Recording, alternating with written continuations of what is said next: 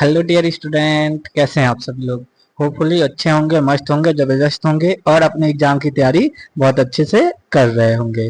चलिए, मैं आप लोगों के लिए ऑर्गेनिक केमिस्ट्री का जो एग्जाम है उसके लिए एक इम्पोर्टेंट क्वेश्चन लेके आ गया हूँ।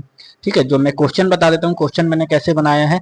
What is the CIP sequence rule, explain the RS nomenclature system in detail. यानी 10 नंबर में आपको CIP सीक्वेंस रूल के बारे में और RS नोमेनक्लेचर सिस्टम के बारे में आपका क्वेश्चन आता है, तो आपको कैसे लिखना है। तो सबसे पहले CIP रूल के बारे में बताना है। C यानी कान, I इन गोल्ड, P यानी प्रीलॉग। यानी ये जो रूल है वो हमारा डेवलप किया गया था रॉबर्ट सिडनी कान, क्रिस्टोफर इनगोल्ड और लैंडिमिर प्रीलॉग नामक साइंटिस्ट के द्वारा। ठीक है, इसलिए इसको CIP के नाम से जानते हैं। इसको सीक्वेंस रूल के भी नाम से जानते हैं, क्योंकि इसमें हम लोग 1 2 3 4 सीक्वेंस वाइज ही हम लोग क्या करेंगे, प्रायोरिटी को रखते हैं।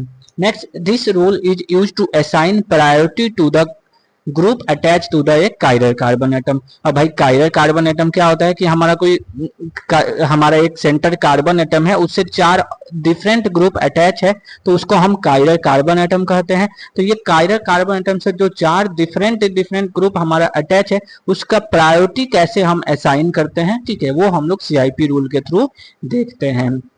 ठीक, नेक्स्ट है the CIP rule is based on the priority of the group. यानी हाँ, सिंपल है भाई, ये CIP रूल जो है हमारा प्रायोरिटी ऑफ द ग्रुप पे डिपेंड करता है। ठीक है, नेक्स्ट ये स्टैंडर्ड नोमेनक्लेचर सिस्टम होता है 3D कॉन्फ़िगरेशन के लिए। ये एक हमारा मॉडर्न टेक्निक है। ठीक है, after assigning priority the arrangement of group determine the molecules head. यानी अगर हमने असाइन कर दिया प्रायोरिटी, तो उस आधार पे जो हमारा अरेंजमेंट होगा वो हम लोग डिटरमाइन करते हैं मॉलिक्यूल्स का, कि वो मॉलिक्यूल्स जो है हमारा R कॉन्फ़िगरेशन है या S कॉन्फ़िगरेशन है। ठीक है, अगर हमने असाइन कर दिया है, अगर वो क्लॉकवाइज डायरेक्शन में है हमारा, ठीक है, यानी हमने यहाँ पे एक एग्जांपल लिया है लैक्टिक एसिड का। ठीक है, तो यहाँ पे मैंने OH जो है first priority, COOH second priority और CH3 थर्ड प्रायोरिटी है। तो यहाँ पे मैंने क्लॉकवाइज रोटेशन दिखाया है, तो वो हमारा R कॉन्फ़िगरेशन है। और S कॉन्फ़िगरेशन में मैं एंटी क्लॉकवाइज दिखाया हूँ, तो वो S कॉन्फ़िगरेशन है। ठीक है, अब हम लोग बात करते हैं, ये तो इंट्रोडक्शन हो गया, अब बात करते हैं हम लोग रूल की। तो सबसे पहला रूल है हमारा based on atomic number.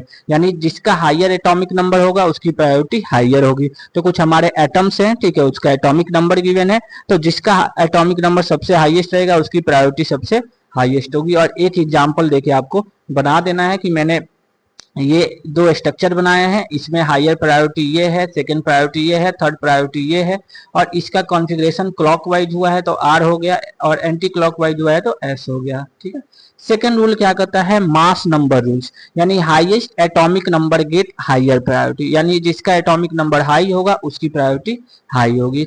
Third क्या करता है, फर्स्ट पॉइंट डिफरेंस। यानी if the attach atom are same, यानी CH2OH लगा है और CH3 लगा है, तो C दोनों क्या है, कॉमन है, H दोनों कॉमन है। उसके बाद अब फर्स्ट क्या अंतर है, तो O है, तो यानी O है, यानी यहाँ पे कुछ नहीं, तो O जो है हमारा फर्स्ट प्रायोरिटी रखता है। ठीक है, तो इसलिए जो फर्स्ट पॉइंट डिफरेंस आएगा उसी को हम क्या करेंगे, या उसी को हम लोग हाईएस्ट प्रायोरिटी मानेंगे। तो यहाँ पे CH2OH हमारा CH3 के मुकाबले हायर प्रायोरिटी रखता है। नेक्स्ट है मल्टीपल बॉन्ड। यानी अगर हमारा क्या है, मल्टीपल सेम एटम के पास मल्टीपल बॉन्ड मल्टीपल टाइम हमारे अटैच होते हैं। ठीक है, तो ये हमारे 4 मेन रूल है। अब एग्जांपल्स हम देखते हैं। तो फॉर एल्कीन के लिए अगर हम एग्जांपल देखें, तो यहाँ मैंने 2 ब्यूटीन बनाया है। तो T ब्यूटीन में अगर हायर प्रायोरिटी सेम साइड में है तो Z आइसोमर कहलाएगा।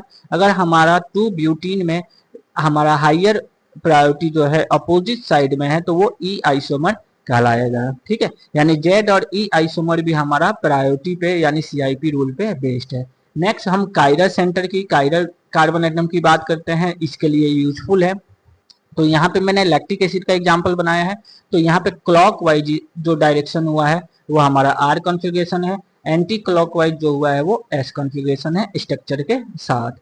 तो होपफुल आपको समझ में आया होगा CIP रूल क्या है। नेक्स्ट अब हम इसमें हमारा एक और इम्पोर्टेंट टॉपिक इसमें है RS नोमेनक्लेचर सिस्टम। देखिए RS नोमेनक्लेचर सिस्टम जो है वो हमारा मॉडर्न टेक्निक है। ठीक है, 3D कॉन्फ़िगरेशन के लिए इंपॉर्टेंट है और ये सभी कायरल मॉलिक्यूल के लिए यूजफुल है। हमने इससे पहले DL नोमेनक्लेचर पढ़ा था, वो केवल हमारा शुगर और एमिनो एसिड के लिए था, बट ये हमारा ऑल कायरल एटम मॉलिक्यूल्स के लिए क्या है, डेवलप है। और इसका जो यूज किया जाता है वो CIP रूल के अकॉर्डिंग में किया जाता है। ठीक है, और R है, R यानी रेक्टस, यानी लैटिन वर्ड मीनिंग राइट होता है।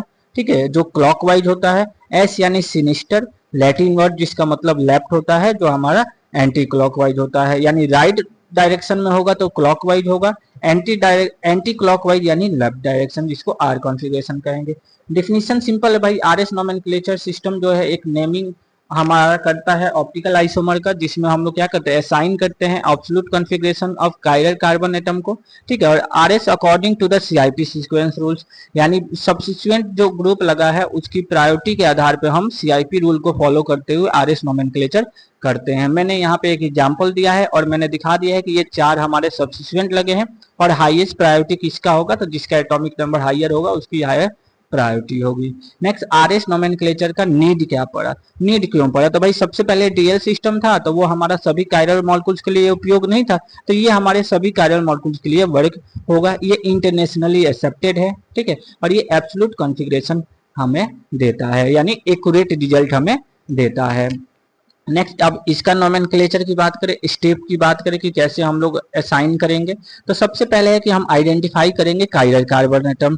तो कायरल कार्बन एटम क्या होता है, सिंपल, जो हमारा कार्बन 4 डिफरेंट ग्रुप से अटैच है वो हमारा कायरल कार्बन एटम होता है। दूसरा, हम असाइन करेंगे प्रायोरिटी, यानी 1 2 3 4 जो है अकॉर्डिंग सीक्वेंस रूल हम क्या करेंगे, प्रायोरिटी के आधार पर हम नंबरिंग कर देंगे।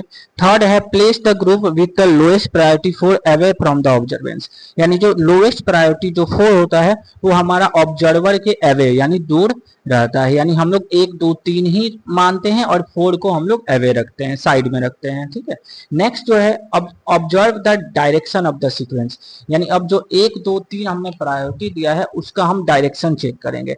अगर हमारा डायरेक्शन क्लॉकवाइज है तो आर कॉन्फ़िगरेशन है, यानी राइट डायरेक्शन है, ठीक है। नेक्स्ट, अगर हमारा एंटी क्लॉकवाइज है, लेफ्ट डायरेक्शन, वो हमारा एस कॉन्फ़िगरेशन है, ठीक है। तो मैंने यहाँ पे जो एग्जांपल लिया है एक कायरल कार्बन एटम का, ठीक है, जिसके पास 4 डिफरेंट ग्रुप अटैच है और उसकी प्रायोरिटी भी मैंने आपको यहाँ पे दिखा दिया है। तो होपफुल स्टूडेंट आपको समझ में आया होगा। ध्यान रखिए, ऑर्गेनिक केमिस्ट्री है, जितना ज्यादा आप स्ट्रक्चर बना के अगर आप समझाते हैं उतना ही आपके लिए इंपॉर्टेंट है। और एक चीज याद रखिएगा, ये जो है सीआईपी रूल और आरएस नोमेनक्लेचर, ये हमारा कायरल कार्बन या कायरल मॉलिक्यूल्स के लिए इंपॉर्टेंट होता है।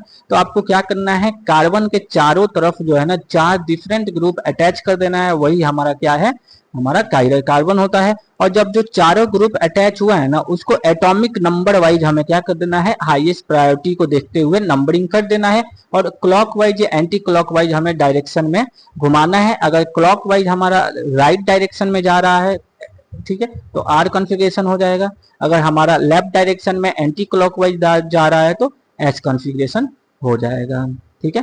होपफुली स्टूडेंट आपको समझ में आया होगा, ठीक है। Thank you.